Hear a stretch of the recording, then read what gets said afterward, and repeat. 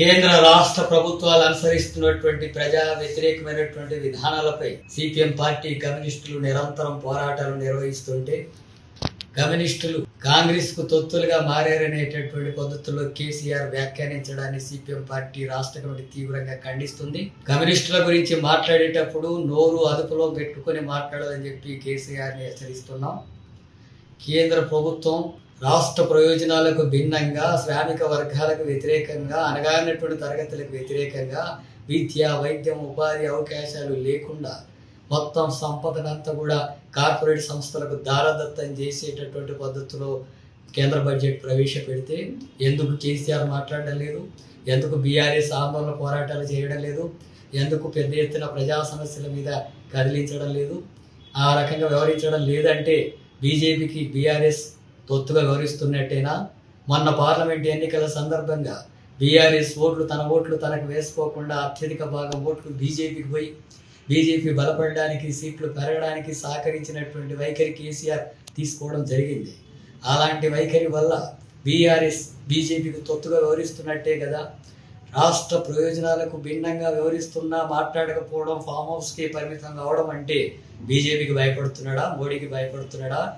అలాంటి పోరాటాలకు సన్నద్ధం కావడం లేదా? ఆ విషయం మీద బీఆర్ఎస్ స్పష్టంగా ప్రకటించాలి. దేశంలో లౌకిక శక్తులంతా కూడా మతోన్మాదానికి వ్యతిరేకంగా పోరాడుతుంటే అందులో కలిసి రావడం లేదు.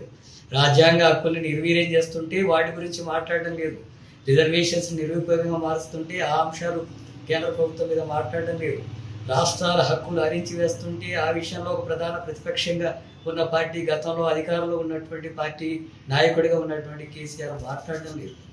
అలాంటి మతోన్మాద రాజకీయాలకు వ్యతిరేకంగా లౌకిక పార్టీగా వ్యవహరించాల్సినటువంటి పద్ధతిలో వ్యవహరించకపోవడం అనేటటువంటిది దాని పట్ల స్పష్టత ఇవ్వాలి.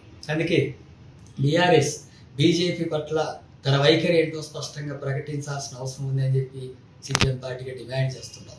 రాష్ట్రంలో కూడా ప్రజా సమస్యలు పరిష్కరించడంలో ప్రభుత్వం విఫలమవుతుంది, ప్రజా వ్యతిరేకత పెరుగుతుంది, ఇచ్చిన హామీలు అమలు జరిగే దాంట్లో వైఫల్యాలు కనబడుతున్నాయి.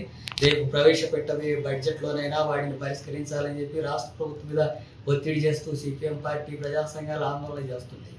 ఈ విషయం ఇంతటి పెద్ద సమస్యలు జరుగుతుంటే కేసీఆర్ మాత్రం ఒక ప్రధాన ప్రతిపక్ష పార్టీ నాయకుడై ఉండి ఆ ఫామ్ హౌస్కి పరిమితమై ఉన్నాడు, బయటికి రావడం లేదు.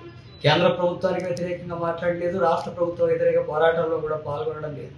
ఈ రకమైనటువంటి అవకాశవాద రాజకీయాలు అనుసరిస్తున్నటువంటి కేసీఆర్ తన విధానాల్ని మార్చుకొని ప్రజా సమస్యల మీద పోరాటంలో పోరాడేందుకు సన్నద్ధం కావాలి. ముఖ్యంగా బీజేపీ మతోన్మాదానికి వ్యతిరేకంగా లౌకిక శక్తులతో కలిసి వచ్చేటటువంటి పోరాటాల పట్ల స్పష్టత ఇచ్చి పాల్గొనకపోతే బీఆర్ఎస్ మెల్లగా రాష్ట్రంలో అంతరించిపోయేటటువంటి పరిస్థితులు వస్తాయని చెప్పి కూడా హెచ్చరిస్తున్నారు.